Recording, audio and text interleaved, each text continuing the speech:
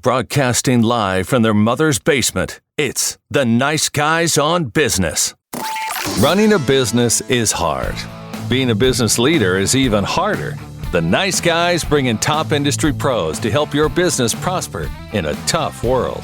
Get real advice from real people to get you real results today. Now it's time for the Nice Guys on Business. Here's your hosts, Doug Sandler and Strickland Bonner. Whoa, that was the voice of God recording in progress. So I made a comment right before I hit record and you said, I don't even know what that means. I would like to explain what that means if I could. Sure. Baptism by fire. It simply means I'm just going to throw you right to the den of wolves without telling you what we're going to be doing here. Works for me, Doug. So what's really cool about you, Jonathan, and thank you, by the way, for your weeks and weeks and weeks of help. I have some pictures I'm going to be sharing with our with you as we get through this episode. And it's always, truthful is better than telling me lies. You've never heard an episode of the Nice Guys on Business, correct? That's correct. That's the best thing ever. I love that. So we've done, just so you know, just to give you some point of reference, we've done 1,350 plus episodes of the Nice Guys on Business. Whoa. Exactly. So all right. I've been doing this since February of 2015. I think probably, let's see, 1,300, 1,400 episodes. I probably have said the F-bomb maybe 10,000 times in those 1,500. Oh, you're a connoisseur of cursing too, huh? Oh my gosh, totally. Fucking A. Let's go, bud. Let's go. See, this is why I knew that you guys would love Jonathan. So Nice Guy community. Jonathan is a friend of mine from the other side. The other side is, and you've heard me talk about this a million times, he is a buddy of mine through my Mustang podcast and through my Mustang community. And Jonathan is one of those guys that just knows. Now, he's not going to say this because he's extremely humble. He knows everything about everything, but he's so fucking humble about it that you wouldn't know that just to meet the guy. So, Jonathan, welcome to the Nice Guys on Business podcast. Hey, good to be here, Doug. Man, I'm excited for multiple reasons. One, because you've never heard an episode of this, so you have no idea like what the banter is, but you figure, hey, it's the Nice Guys on Business. They can't be too can't be too blue, right? But totally are. We'll figure it out as we go, man. You know, we are. So, I just want to have conversation like we don't even have this community listening, which we don't anyway, so it doesn't really matter. Sure. They'll tune in and tune out depending on where they are in their sexual act as of the time that they're actually tuning in. So, Today being, let's see, Wednesday, November 16th, as of the recording of this, it airs on the 18th, but as of the recording of this, November 16th, I am 3 power steering pumps in and finally found one that works. I've driven it for about 15 miles. It has not blown up, exploded, or spewed fluid all over That's helpful. all over my driveway. What the fuck? What is up with parts and pieces? And I don't think I did anything wrong because I'm kind of a smart guy when it comes to at least following instructions that people that are in the know, like you, Jonathan, give. Can you just get a bum part from a supplier? You know, state of the industry, Doug, maybe 30, 40 years ago when everything was remanufactured, this was a different story. But now in this day and age, you know, people want the cheapest thing they can buy. And it drives cost, it drives quality, and buying aftermarket stuff is a crapshoot because of it. Is it possible that they just didn't put on a specific part on the pump as it left the factory? Well, there's your quality control or lack thereof, right? Yeah, that absolutely happens. So I noticed as I was sending the part back today, and by the way, Jonathan, this is new to you. I don't think I've told anybody at all in our Mustang community. The only person that knows this is my girlfriend, JJ, as of now. I am a new advertiser for National Parts Depot. They have officially sponsored the Mustang podcast, man. Hey, that's a big deal. Good for you. That's very cool. So it's cool when I am able to bash a competitor that did a bad job before National Parts Depot became my official sponsor. This other company who will remain nameless. So on the back of the shaft of the power steering pump, where the shaft meets the pump, there is a rubber bushing. And on top of that rubber bushing, I think that there is some sort of lead or something that seals that rubber bushing on top, I think. I wonder if maybe there's supposed to be a C-clip there or something. There was supposed to be something there because that rubber bushing pulled out about a half an inch, and as it was spinning, it was throwing fluid all over my car. So my power steering pump, it was not a pretty sight at all. Whoops. Yeah. Whoops. I just don't understand that.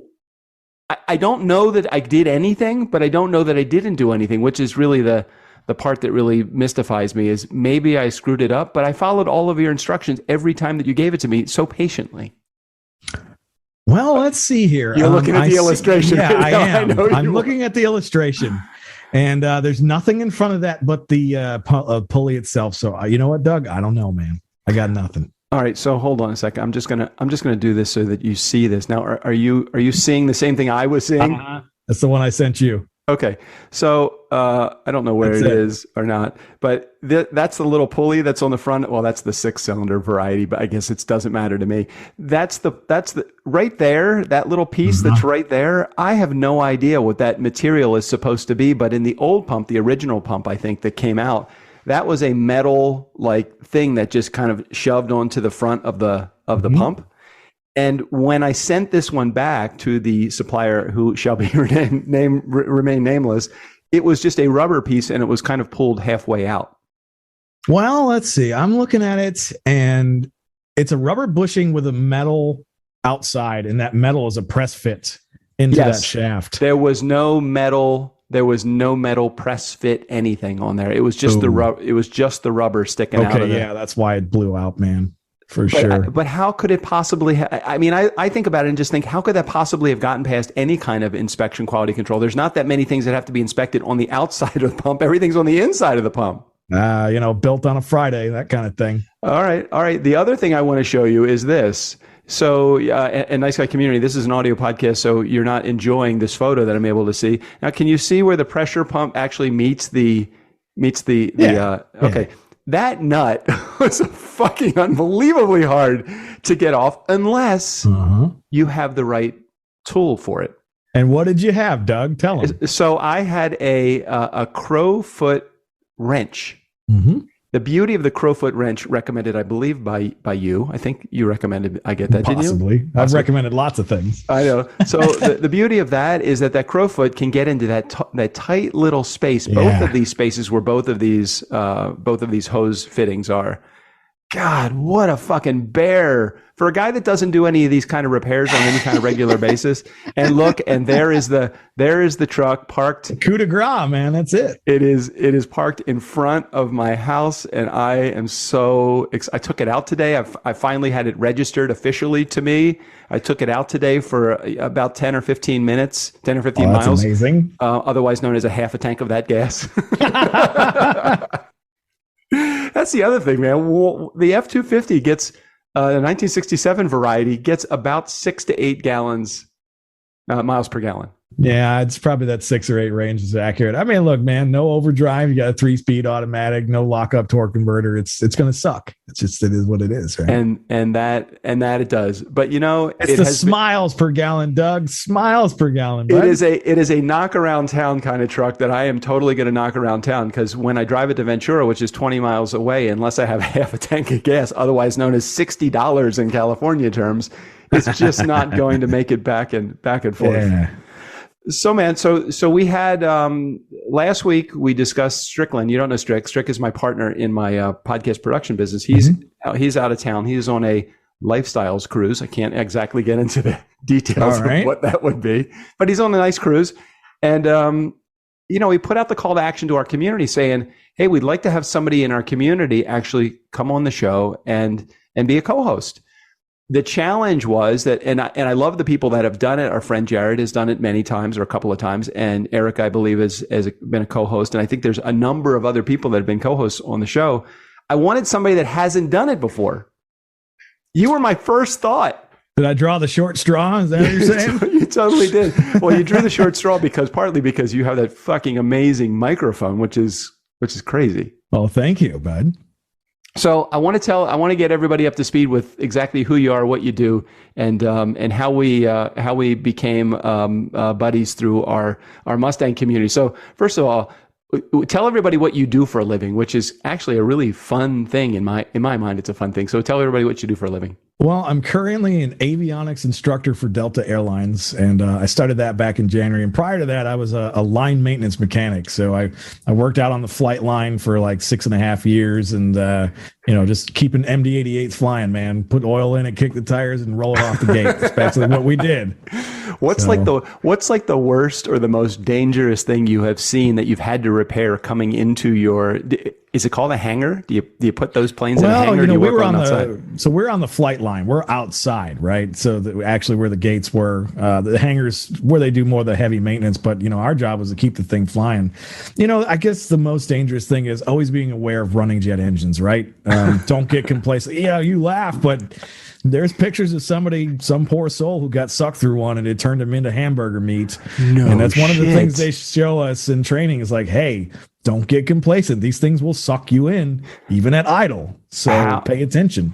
I dated a girl like that in college once. So gotta be careful about that. But how close do you need to get to a running jet engine before there is danger of you being pulled in? Well, fun fact, aviation nerds will know this. There is a red line painted on the engine, and that's the do not walk past that line if it's running line. So it's, if you're standing against the engine, it's like the first 4 feet back from the inlet cone. Yeah, that's a suction zone, man. That could grab you. How is it, if it's painted on the engine, how you should never be seeing, if you can see this, you're too close. Well, the reality is, man, is sometimes, we have to do leak checks and things like that. So we'll have the engine cowlings open and it'll be running at idle, of course. But as long as you don't walk forward past that line, you should be all right. It's part of aviation, man. You just have to do it sometimes. All right. And when they are idling and they're at the gate and they pull away from the gate, is it actually the engine that is propelling, or are there gears in the wheels on the ground? Yeah, no, it's all engine thrust. It's all engine thrust. There's nothing that drives the wheels. The wheels only have brakes. And hopefully they're good ones too. Oh, they're fucking nuts. Are they disc brakes or are they drum brakes? They are disc. They're disc, and they're multiple disc and multiple rotors. They'll have like 6 stacked rotors and sets of pads together usually, and then there's the individual calipers that go around the circumference, and it's serious shit, man. So when we talk about, it's funny because whenever I've worked on my car, and I think you've mentioned this a couple of times when you've been on the Mustang podcast, it's basically the same thing, just bigger systems. Is that right? That's exactly right, man. And disc brakes came from aviation. They had to figure out a way to get all of that energy, down to the wheels and then out somehow. So that's where they came up with going with multiple stacked discs and carbon fiber brakes, right? Carbon fiber rotors and stuff. It's crazy technology, man. So I'm thinking about 2 things for the truck, either the truck or the Mustang. I think the Mustang already has, I know the Mustang already has the front disc brakes, but I'm thinking about front disc brakes on the truck. I'm also thinking about Vintage Air. I have a conversation going on right now with Vintage Air to provide as a exchange for a product review and advertising to get the entire genius. The entire I system. wish I could do that shit. Hey, look, you can have the benefit of it if you come here and help me put it in. I'll pay you. I buy all my own shit, Doug. See, that's. I know. Well, you don't have an out. See, you can't tell anybody. Well, hey, I work for Delta in the Aviant or whatever. So what do you do now that you didn't do before? You teach people how to do what you did? Yeah, it's the instruction component of it, right? I'm just passing on that knowledge, passing the torch, if you will, and specializing in the actual electronics, just that. Because, before we did it all. We had to do everything. There were days I'd be changing tires. There'd be days I was unplugging shitters. And, there were days I was unfucking wires. So, it's just a thing, right? The other thing that's really cool about you, Jonathan, let's play all about Jonathan today. The other thing that's really cool about you is that you are multi-talented. For those in our community that can't see because you're not watching this on video, which is none of you, there's a drum set and a number of different instruments that are behind Jonathan right now. I have 18 guitars. Yeah, Strick would really like you a lot because he is the leader, or was the leader, of a wedding band called Black Tie, and for 25 years I think he did like 1,500 weddings or something like that in his career. Yeah. He is a guitar player, loves playing guitar. But I've seen you do all of the different parts for your videos. So maybe just share a little bit about that too. Yeah, so I'm a multi-instrumentalist, right? I started playing drums kicking in the womb. My mom didn't know she was pregnant at that time, and they were playing in a band. My parents played in bands forever. So, I started playing drums, and I picked up the guitar and went on the bass. I play a little keyboards, and I sing and stuff. And music's always been a passion. It's always been a part of me. So it's just one of the many things I do. But, in life, and we've kind of spoke about this before, if there was something I didn't know, I just taught it to myself, man. I bought a book, right? I fucking read. Yeah. Remember reading people, like not some jackass with a YouTube and, let me spend 12 minutes telling you my back. Shut the fuck up and get to the part where you fix the thing. That's my, give me an article, please. I must be in the minority on this, but I can read way faster than that jackass can talk. So give me the article, please. Well, I was doing a little bit of a little research on this vintage era, thinking, is this even a project that I would even attempt to tackle on my own? And I saw I looked at Jonathan shaking his head. You know why Jonathan's shaking his head? Yes, because you got me on tech support. That's why. Exactly. Because he knows when I get stuck on all this stuff, all I'm going to do is just say, here's the PDF instructions for it all. Can you help walk through this part that I can't get to? There are so many parts to that there's a disassembly because you got to take out the entire existing heater coil and all that other stuff. And then there is an assembly, and there's holes and all this other stuff that you need to actually drill. There's some manufacturing going on in there. And I'm like, oh man, I don't know that and it's not like it's a cheap part. All told, I think this thing is like $2,000 to put in. And I can't imagine fucking up a $2,000 piece of, pieces part and putting it in my truck. I put that in the Mustang. It was easy, man. Really? Yeah. I think the hardest part was not having a second person to help me shove it up under the dash. And even still, I was able to do it. So. Okay. All right. So you're saying that the mechanics of it really weren't even like the running the electrical. I see all, and then, you're digging into these parts that in some cases haven't moved for 55 years in this truck.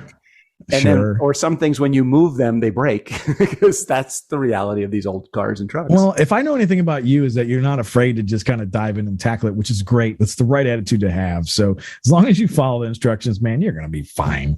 You've got tools, you've got drills, and you got me on speed dial. So you're going to be just fine. I do. Have I bothered the shit out of you on this power steering pump? I had to be driving you crazy at one point.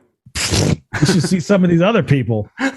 You have many people like me? I could deal with you, man. I'm always afraid I'm going to send Jonathan this, and then I want to send him the victory also. I want to send him like the accomplishment, the thing that I've done that I've done well. So, and then, Jonathan always does the right thing. He always, applauds me. He's like, hey, this is cool. You're really doing a great job. And I'm a words of affirmation guy. So those are the things that drive me forward. But I remember doing the heater box. I remember doing even the stuff like the freaking grill. There was so many like bent and discombobulated pieces on that Mustang when I started putting that grill on. And I'm like, I don't even have the right parts, but I did. It didn't fit exactly the way that I thought it was going to fit, but it still fit. It ended up fitting the right way. And look how far you've come. I know. It's amazing. It is amazing. I'm a big words of affirmation guy too. I believe in that, man, right? If somebody does a good job, you tell them, let's uplift people. Yeah. Yeah. Simple. I was trying to remember, who was I mentioning? Chris Swenson, the old Ford truck guy. I said to him, hey, do you have any advice for me when I'm putting in the power steering pump? He is not a words of affirmation guy. He basically say, plug and play. It's easy. Do it. It's like, all right. And I'm like, I can work with that. I was looking for a little bit more. I was looking for is there I even said, is there a specific YouTube video that because that's all he does. He buys and sells trucks and he puts parts in it and he makes them look better and sells them. I'm like, what's your go-to video? I'm like, no, I don't do that. Watch YouTube video. He's probably the guy making the YouTube videos for all I know. Probably. Somebody else told me that one time. They're like, why don't you make YouTube videos? I'm like, dude, shit would just slow me down, man. I want to get the work done. Yeah, setting up the camera. No, setting up the camera is hard. Like when I did that time lapse of me doing the just the what's it called? The spinny thing. What's the thing? The pulley, right? That was cool. I really enjoyed the time lapse. See, that shit I wouldn't do, man. It was cool. You just set it. You hit record, and every every 30 seconds, the photo snaps. So it's like that was cool. But that was actually the pump that ended up not working. So I hate to show anybody that because I'm like, well, maybe I did it wrong. And even last night, which was interesting, I went to put the pulley on, and I used the pull. I have the pulley putter on her, and I have the pulley taker offer from National Parts Depot. By the way, did a very cool job buying that from them. When I went to put it on, I put it on too far. So now it wasn't the shaft was not flush with the pulley. And I'm like, no, my belt was already too close to my hose, and if I get another quarter inch, it would start rubbing. So I couldn't get the little fitting over the pulley because the shaft was too far through it. So I had to fashion with those vices that you can kind of just squeeze. I took a vise and I put it on there, and I just kind of figured out, all right, what mechanics need to be involved in order for this pulley to stay. See, right? There you go. I'm like, shit, you don't even need to buy this $20 tool. You can use a little vise thing. When I got it from this company that shall remain nameless, all they sent was a screw and a nut and a washer. I'm like, there is no way I can get enough leverage on that to use that thing. Oh, wow. So it was pretty interesting. At least National Parts Depot gives you the part. Yes, you have to buy it, but I would rather kind of like that crow's foot wrench. Mm-hmm. I would have either rounded off the corners of that nut, trying to do it with the improper wrench, with a regular wrench, or I would have spent way too much time trying to do it. So I figured, all right, for $50 for all of these wrenches, it'll at least be a tool that I will have forever and that I can use on a number of other things. So when you're calling it a crow's foot, it's got a 6-sided hex, right? It kind of wraps around the whole nut. Yeah, let me I'll get into Amazon for a second so you can see what you're probably talking about a line wrench, if I had to guess. It's just the adapters that go onto the end of a 1/2-inch impact wrench. Thank you very much again for giving me another recommendation of something to buy. Here, let me share my screen with you so you can see what this looks like. And this tool. Yeah, that's it. That's them. That was freaking amazing. This is like a tool that I have never seen before. As long as I've been hanging out in, just making repairs and stuff, I've never needed something that can get into this tight spot. Mm-hmm. And these crow foot wrench set. I guess that's a crow's foot, sure. Well, it's called. See where it says flare nut wrench set. That's more accurate because a crow's foot just looks like that, right? It's like the end of a box wrench, but just tiny. Yep. This actually goes around on 3 sides of the nut. You can see it grabs 1, 2, 3, actually 4 of them. So it keeps you from stripping the nut out. This thing was a lifesaver. I mean, it totally was one of those tools that I would have spent way too much time and making a mess out of the project, and then having a challenge on the other side of it because now I have a rounded off nut that I can't do anything with. Yeah. This shit happens. Okay, so we were talking about your musical prowess. So get back into that for a moment. All right. I mean, what do you want to know, man? So you have this YouTube channel. Yeah. And when did you start making music? I mean, I know you said you started making it in the womb, but when did you actually start doing your own thing?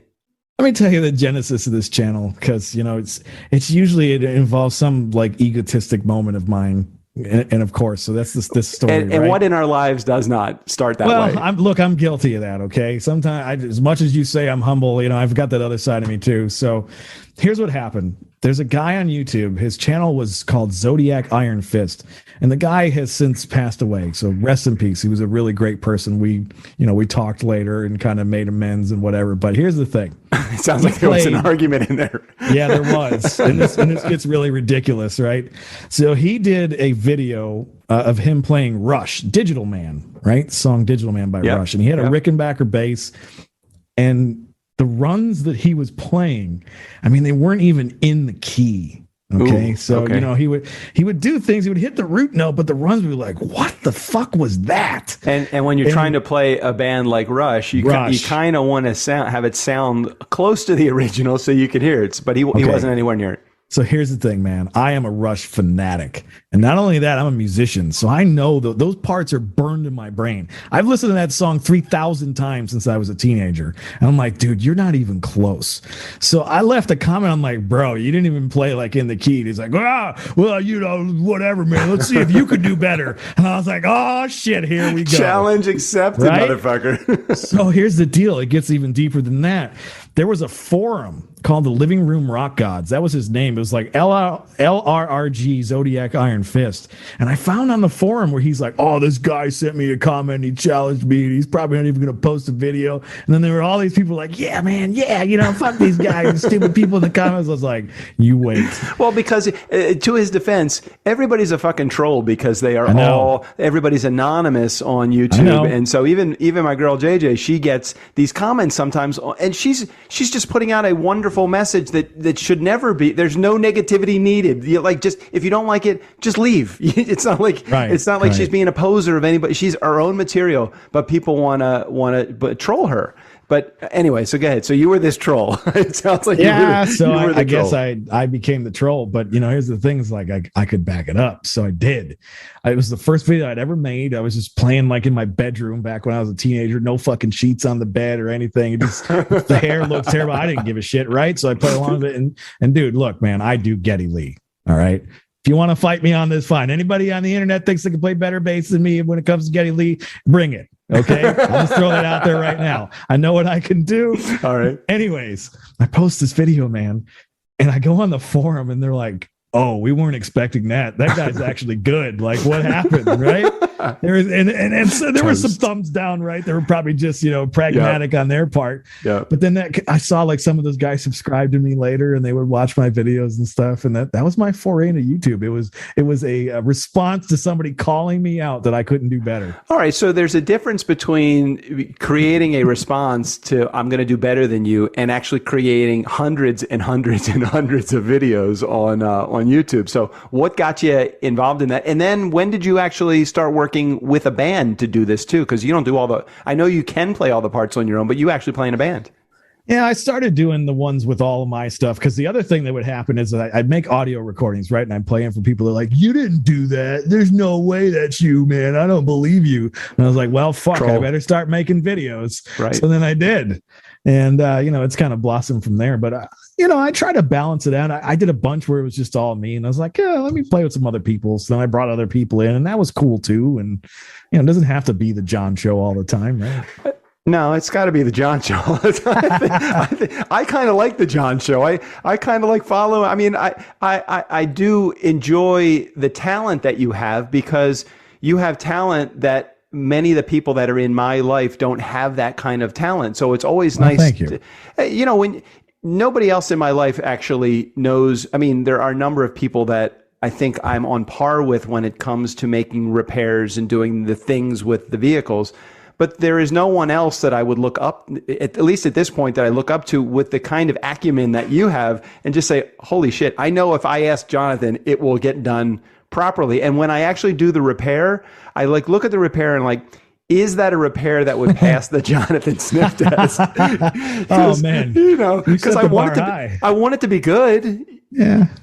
I know it's a 67 Ford and I know it's a 65 Ford with my Mustang. And I know that I could probably get away with a lot, but I don't want to get away with a lot. I want the repair to be done right. Anything worth doing is worth doing it all the way and doing it well. And, I think if people would just live by that mantra, the world would be a better place. At least that's what I believe, man. It's a product of my background, my upbringing, right? I was a poor kid from Buffalo, New York, dude. If you know anything about Buffalo, that city ain't got shit except for the Bills and the Sabres. And the Sabres really suck. And the Bills are at least good for once, right? It's not the 4 Super Bowl losses in a row, but we know despair. Okay. The joke is Buffalo is a drinking town with a sports problem, right? So, it's that we all helped each other. We grew up. They call it the city of good neighbors, and it's true, man. Your buddy's stuck in the snow. It doesn't matter if he's a stranger. We just push the car, right? So I didn't have a lot, man. But what I did have was I could go to a library, I could read a book, I could learn how to do things with my hands that would help people out, people that helped me, right? So that's one of the things I try to do. I try to give that back. back if I can. And that's why I enjoy helping you, man. You're no bother at all, dude. Trust me. I appreciate that. And as I get under the hood of this truck even more, and my Mustang as well, but the truck needs a lot more help than the Mustang. Oh, sure. The Mustang came to me with already having had the work done a lot. And I was not disappointed. Believe me, I was not looking for a project. I was looking for an end result with that car. But when I bought this truck, I went after the truck with the idea of, and I'm not gonna, I think I'm gonna cross myself when I say this. I went at it with the intent of making the repairs so that it would be worth more, so that I could sell it. And I don't know that I don't know that I love it. And now you're fucking married to it. Yeah, tell me about it. I don't want to sell it. I just replaced the power steering pump and did some a little bit of a minor carb rebuild and stopped a couple of leaks here and there. And I'm going to start digging into other things and cleaning up the engine and going to fix this oil pan leak that I have. And by the time I'm done with all of that, I'm going to have a truck that probably is worth twice of what I paid for it, and put in a tenth of that in order for it to be of that value. I mean, look, let's be real, man. Some of these things are terrible investments. Okay. Just get the notion out of your mind right now that you're going to make money on some of these things. Cause unless you've bought the right exact fucking car that somebody wants, it's just not going to happen. But it's a hobby like anything else, right? Some people like to paint. I like to get greasy and turn wrenches. I make poor life decisions, man. That's why there's a drum set and 18 guitars behind me and 7 Fords outside. It's a thing, man. Oh God. And what was really cool is I was watching you as you were building your garage. So you have tell my community what you built is it in your backyard, your front yard? It's in the backyard. All right. Tell everybody what you got back there. If you're at all a car enthusiast or a guy that likes to work on vehicles, or a woman that's in our community that really loves the idea of getting under the hood and doing some work, this is like heaven for you, because I watched this thing go up and I'm trying to figure out how on the earth I can get this Ford to Jonathan's house without it costing me $2,500 in gas to get there, so he can leave it there for a year and do all the shit that I want to do to it. So what do you got in your backyard? Well, it's called uship.com, man. That's they can true. make that happen. I bet. So tell everybody what you got. Yeah, so I got a 30 by 40 shop back there. It's got 13-foot tall ceiling. So in the peaks, it's like 16 foot in the middle. And it's 3 bays. I got 10-foot doors on each bay. And the center bay's got a 12,000-pound bend pack 2-post lift. And it's, outfitted with all the things that you would ever need to restore a car, because that's what I do. So, I take my hobby seriously, right? And if you're going to do that, you got to have the stuff that it requires to do your hobby. So it's just a hobby shop, right? Did you ever think that you would stop doing what you do professionally and actually turn into a guy that takes these old cars, restores them, and sells them? Would that ever be something you'd consider? Oh, that's an interesting thought experiment. That would require me quitting my job at Delta. And to be honest with you, that's a comfy place to be. I will not walk away from that for nothing, man. How many years have you been with Delta? 12 years now. And how many before you're actually able to quote unquote retire and get some pretty cool benefits? Whenever I want, really, but I kind of enjoying it right now. So I have no desire to leave. So there are a number of people that are in our community, not this community, the other community, the Ford Mustang community, that actually do restorations as a side gig to their day gig. Would you ever consider taking a Mustang in or a Ford truck in and making repairs for money? Well, man, that's what I do. So okay, well, maybe you've already beat me to the punchline here.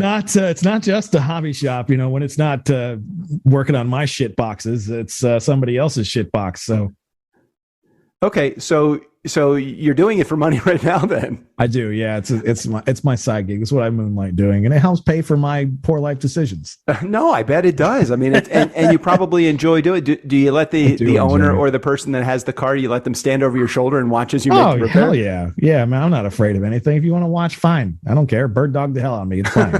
Yeah, because maybe you won't have to bring the car back here for me to do it again. I mean, I got nothing to hide, man. If you want to watch it, if you want me to teach you, I'll teach you. But honestly, the way I like to work, man, let me be out there alone. Let me crank some rock and roll tunes, and I just get to work and get in the zone. I can kill a whole day with just some Rush and some Who on the stereo. Man. What's the going mechanic rate in the Campagna three car bay? Well, so this is where this gets funny. So, Delta, they pay us pretty well, man. So if I'm going to get my ass off my couch, I'm going to have to make at least what I make on overtime or double time out there, because I'm just not going to do it. Right. So, and my shop rate is cheap. I charge $100 an hour in my shop. Most places are $140, $150. Yeah. I'm at a steep discount, right? But the thing that I do that most shops don't is I give a shit.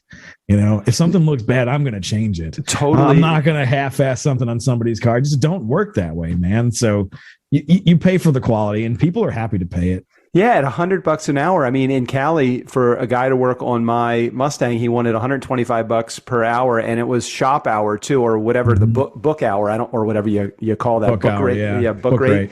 So he was looking at rebuilding my carburetor. He was going to charge me $455 for the carburetor plus 2 hours of time to do it. So it was going to cost me $800 or something like that to rebuild the carb. Let me speak to that a little bit. So, I say my shop rate's $100 an hour, but I'll look at the book time as a guide. But like if that carburetor came to my shop, I don't even know that I would charge somebody more than $200 to do that whole rebuild, man. It's 30 minutes of my time. The longest part is letting it soak in the solvent overnight. I draw the line at that.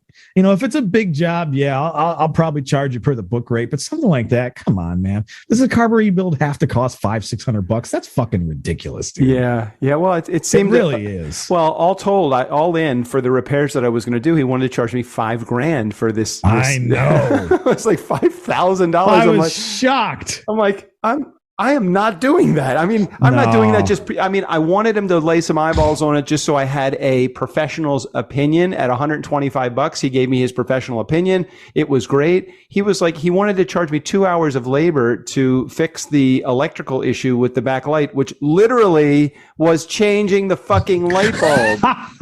Let's go. So it's like, I changed the light bulb for $3.47. Wow. And the whole issue was done.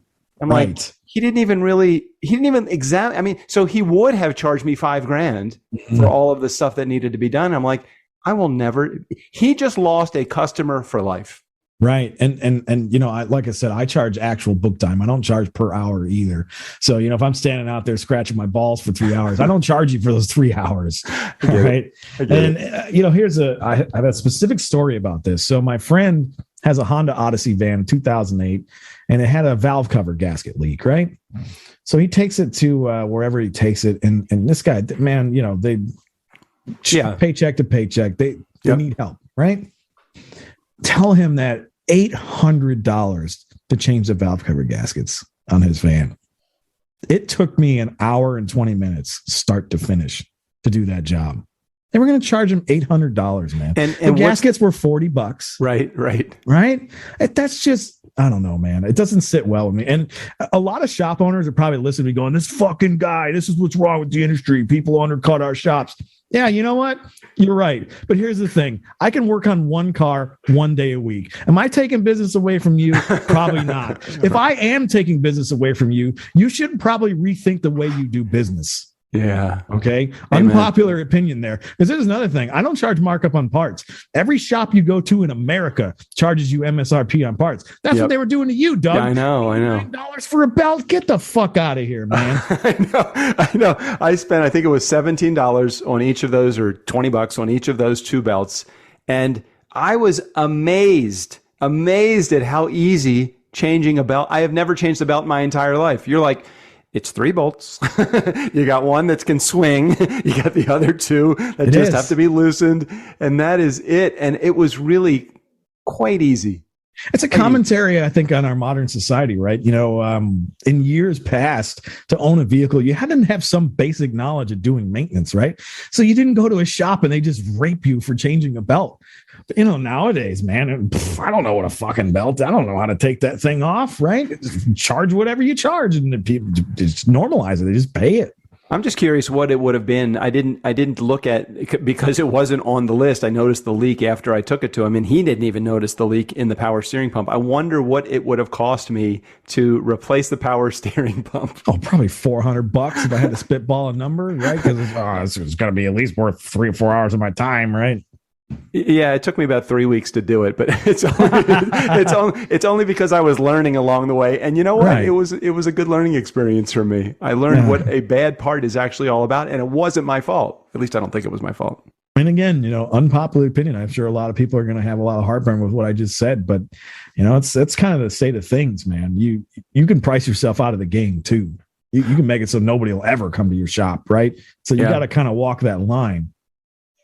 I love that you do this, and actually you do it as a side gig. I didn't realize that. I really thought that you do it just because you have so many of your own vehicles that you just like to do it. Primarily. Takes up the majority of your time just working on your cars. When a guy that is paying comes to you, you're like, well, you got to get in line. I got 6 of my own cars. I gotta repair first. Well, people that that I work on their cars, I tell them straight up, I'm like, look, I have a day job. I work Monday through Friday. I'm probably not going to touch your car during the day because I want to come home and sit on my ass on my couch. Okay.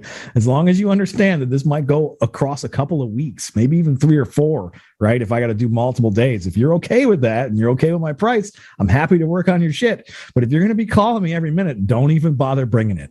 Are you only doing, you're not doing just older cars, you do late model cars too? Then, anything really, anything. Yeah. And you also do, as one of your give back to the world, you do a class, don't you? Or do something with kids?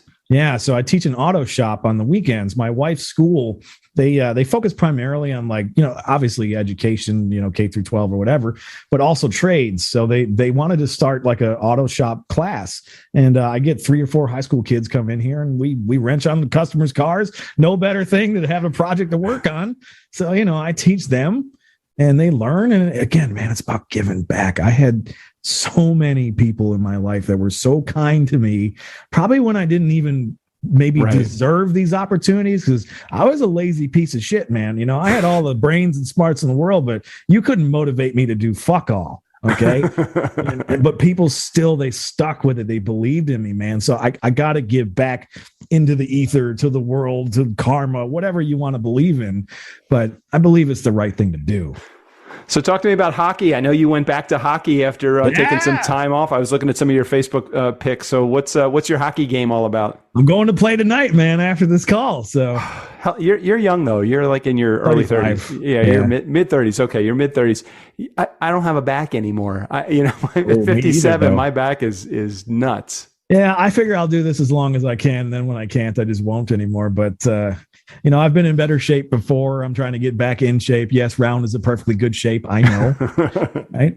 But God, I love it, man. There's just something so satisfying hearing the clack of the sticks and when the puck hits you and that feeling. Like, you go all out? You go all out on it? Yeah, man. Yeah. Are you in a league, or are you just... And are these like serious gamers that you play with? Bro, it's not called beer league for nothing, man. You got to have a beer gut to join. Okay, so at least they're not like, are they complete body checking and doing all this stuff? There's a little contact, but nobody's trying to get hurt. We're just out there having a good time. Some of these guys are gamers. They can really shoot, and I'm no Dominic Hasek. I'd love to be, but I'm not. But man, it's just so much fun. I'm glad you enjoy that. I'm glad you get to do that. I have not spent any time talking to you ever about your wife or your family. Give me some background. How long have you been married? Well, it's a cool story, Doug. So we met in high school. She was 15 years old. I was 16 years old. We dated for like 5.5 years in high school, and then we kind of split up, right? Did our own thing, maybe for like 4 years, but there was always kind of some spark, and we kind of kept in touch. And then we started talking again, and kind of came back into each other's lives. And then we've been married like the last 6 years or so. So, I've known her like almost 20 years, man. She's known me the same amount of time. And I was very close with her father. Her dad was like a dad to me, man. Then he passed away from, Agent Orange, multiple myeloma exposure. And her mom lives with us, and because she's wonderful, right? I don't have in-law problems, man. My mother, people are like, my fucking mother-in-law, dude, my mother-in-law's the best. My house is super clean. I can wear the same underwears like every day if I wanted to. She does laundry daily, which is crazy. But I mean, it's great, man. I live a good life here. I try to live simply, man. I got a nice piece of land. There's trees outside. I look at the squirrels and the deer, and all the drama and all the crap you see people getting in. I don't want no part of that, man. None. Well, so are you a news follower at all? Do you do anything politics, Bro, news, religion, any of that shit? I have my opinions on these matters, of course, right? But fuck that, dude. I'm so tired of hearing every freaking soapbox politician asshole at work because they've got a Facebook and they think their opinion matters. It's like, dude, just stop. Like, we would make this world such a better place if we just didn't do this, man. It's so divisive. And like, we have so much more in common than we do that divides us. But the people that want to divide us love us to be angry at each other all the time. Anger drives the media, right? Anger sells clicks and moves money. So I don't get down with that, man. I'm good. and you should be. Yeah. Man, I so appreciate you being on the show today. I mean, the hour went by in like a second and a half. And, they always do. And they always do. Yeah. We'll have to figure out a good, opportune way to get you back on the Mustang podcast, but to get you back on this podcast too, because I really would love you to have a chance to meet Strickland. Totally not into cars. I put him to sleep every time I start talking about my Mustang. He hates it. I don't know. We talk about everything and anything, but I mean, he's a big politics guy. He loves talking politics. I don't know anything about politics. I just kind of listen to what he has to say, and then I just offer my opinion about the craziness that goes on in the political world. I'm a damn Yankee living in the South, so if that gives you a hint, I'm just always going to be one of them damn Yankees, okay? But I love it here, and I love Georgia, and I love Southern people, and I love the Southern charm. But we don't have to agree on politics, right? To be friends. Like, that's the cool thing about working in an airline is there's so many people from such varying different backgrounds, but we're all united in one goal, right? And that's to make the planes fly safely and get people from A to B. I think society kind of misses that component. We're all still one human being, one humanity, and I hate divisive. Jonathan for president, man. Right? Jonathan for president. That's a great way. That is the perfect way to end this episode. Jonathan, thanks for sharing. Thanks for being here today. And thanks for all you do to help me to get from where I was to where I'm heading. So thanks, Jonathan. Hey, it's most appreciated. You're a great guy, man. Have me on anytime. This is Steve O'Brien. Go ahead and take us out of here. For the Nice Guys on Business, the only podcast I provide voice for and also actually listen to, I'm Steve O'Brien. Well, that's what I tell them, at least. Listen to the beginning and the end. All the stuff in the middle is just yak, yak, yak, yak, yak.